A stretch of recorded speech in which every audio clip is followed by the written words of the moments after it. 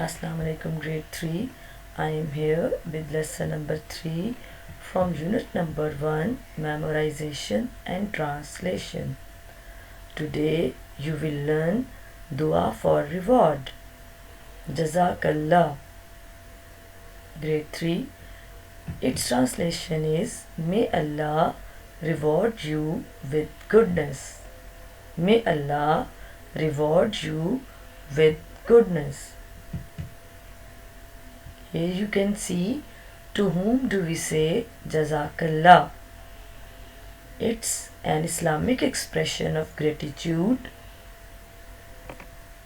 It's the way to thank Allah for all His blessings. Thanks parents who help us in every matter, and thanks teachers who educate us. Grade 3.